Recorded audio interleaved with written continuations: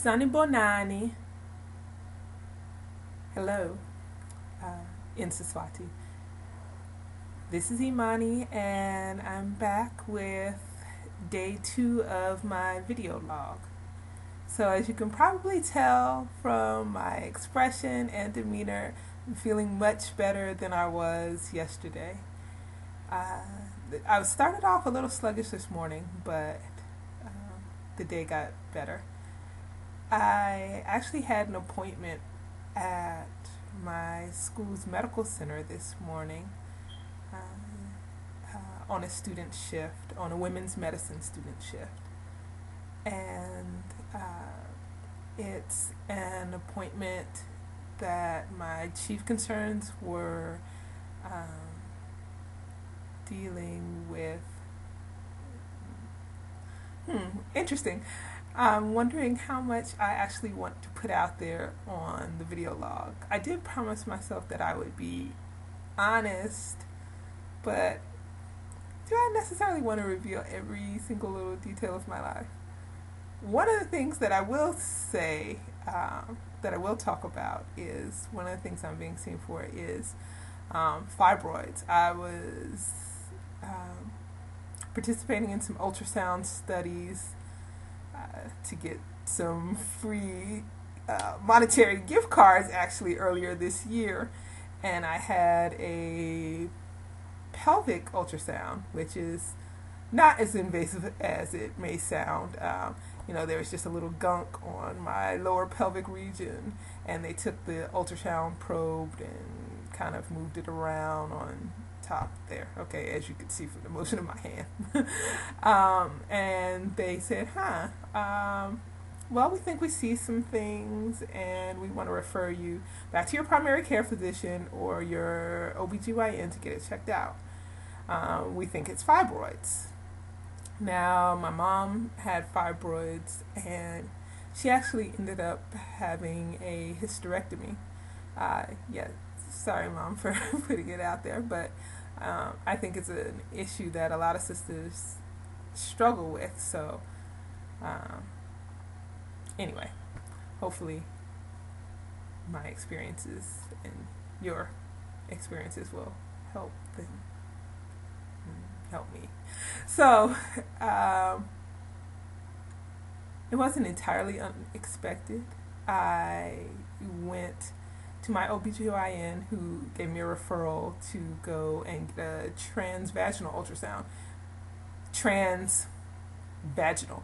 That is as invasive as it sounds. But through the transvaginal ultrasound, they were able to see kind of into my uterus, and they determined that I had 4 fibroids. They range in size from 3.5 centimeters to 8 centimeters. And you may or may not know this, but the uterus itself, the body of the uterus, what we call the fundus, is only 6 centimeters. So imagine I've got a fibroid in me that's larger than the body of my uterus. That is kind of crazy to me. But anyway, all of that's past history. This morning's visit was part of my ongoing efforts to do some things in my life to hopefully shrink the size of my fibroids, because I am 33 years old and I haven't had any kids yet. I still want a chance to use my equipment. And when I do have children, I want to be able to give birth vaginally. So I don't really want to, of course, have a hysterectomy, which is, totally nullifies any possibility of ever having kids. But that's the worst case scenario, where they remove the entire uterus. But I also don't want to have myomectomy, which is them going inside and removing the individual fibroids. Because with myomectomy, of course, anytime they go into your body cavity, that creates a situation where you can have internal adhesions. And that's not usually said, and a lot of people don't know that. But as your body heals itself inside, it creates scar tissue. It creates adhesions where organs become stuck to each other, things become, less natural, for want of a better word, because you've had an invasive procedure done. But once you have those procedures done, the myomectomies to remove fibroids from your uterus, you cannot give birth vaginally. They want you to have a C-section. And I'm against having C-sections unless they're absolutely medically necessary, unless it's an emergency. Unfortunately, here in the U.S., nowadays, C-sections have become a norm rather than an exception. The thing about C-sections are when you give birth via C-section, rather than letting the baby come out of your vaginal canal naturally, your baby is missing out on a lot of things which are beneficial to its health. First of all, your vagina has natural flora. That means bacteria that are naturally there. When your baby passes through your vaginal canal and passes through those bacteria, they are kind of inoculated with those bacteria. And you may think, oh, okay, bacteria, gross. But actually, we as human beings have a symbiotic, which means a mutually beneficial relationship with bacteria, and we need a certain amount of bacteria. And the bacteria that's naturally found in the vaginal canal, when the baby passes through it, it gives your baby a jump start on developing their own natural bacteria flora. It gives your baby a jump start in terms of developing their immune system.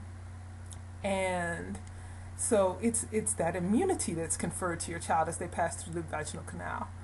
Another thing that happens when the child passes through a vaginal canal is the squeezing of the child's thoracic cavity. That means your chest cavity has a beneficial effect on your child's lungs. You can think of it as almost as kind of activating your child's lungs. And so when a baby is just delivered via C-section, where they don't pass through the vaginal canal, they don't have that squeezing, the child misses out on the benefits derived from there as well.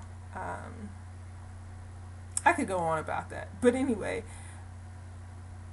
suffice to say, I really would like, when the time comes that I have children, which will eventually come, I guess, once I find a husband, but that's a whole other issue that'll be dealt with in another vlog later on.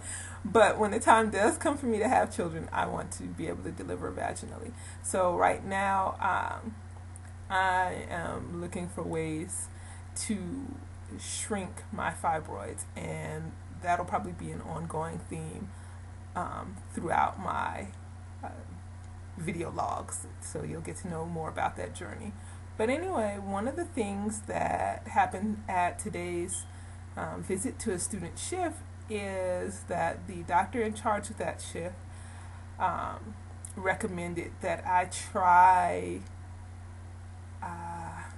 something called cinnamon of Poria tea pills. It's a Chinese remedy. I'm going to show you the bottle because I purchased it today. Okay, can you see that? Cinnamon of Poria tea pills. For shrinkage of fibroids. And she says that I should take these for 3 months duration and then have another ultrasound to see to check out the efficacy, to see if the fibroids are actually being shrunk. So with these, you have to take 8, I'm reading the package to you, you have to take 8 pills 3 times daily. So I took my first dose earlier, so it's now, oh dear, I just dropped some of the pills. I want to show you what the pills look like. The tea pills are tiny. That's the size of them, but there are 8 of them. So I'm going to take a dose right now, and since I dropped 2, I'm pouring 2 more into my hand, and I'm going to take them with water right now.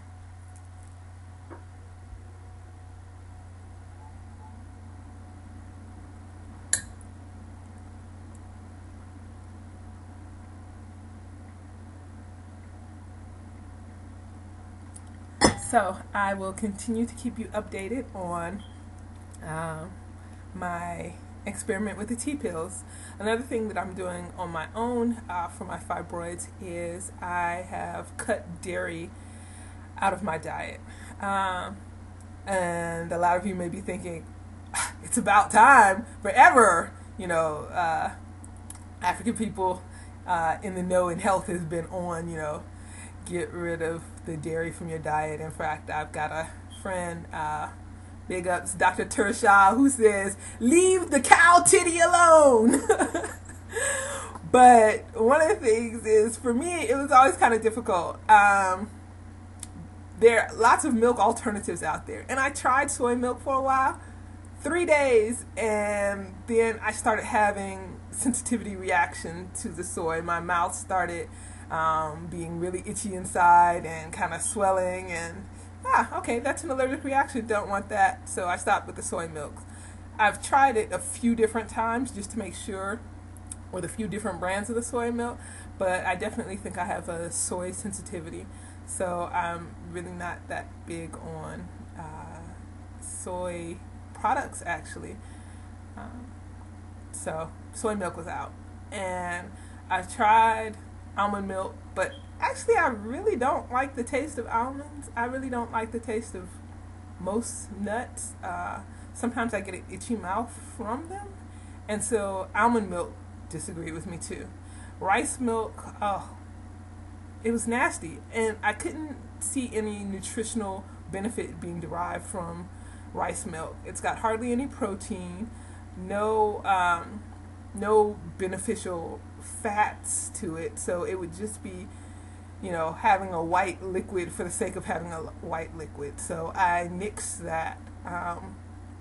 Let's see, what else did I try? Oh, well, I don't know, some various other types of nut milk, but like I said, I'm not really a big nut person. And so I had gone back to dairy, and I was just like, well, I'm just going to do organic dairy, and that's going to be my thing, and nobody's going to tell me to, you know, give up my dairy. But, you know, then I got diagnosed with the fibroids, and, you know, doing some reading and research, you know, they talk about dairy contributing to the growth and development of fibroids. So I really wanted to eliminate that from my diet. Oh, but I loved cheese and ice cream and all of that, so it was kind of a struggle.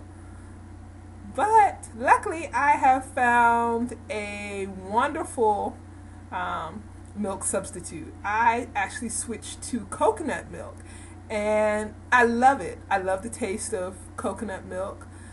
Coconut milk has what are called medium chain fatty acids in it, and medium chain fatty acids are actually beneficial to our health. They are a fat that is easy for your body to digest. As you know, or as you may not know, fat is actually beneficial to our health.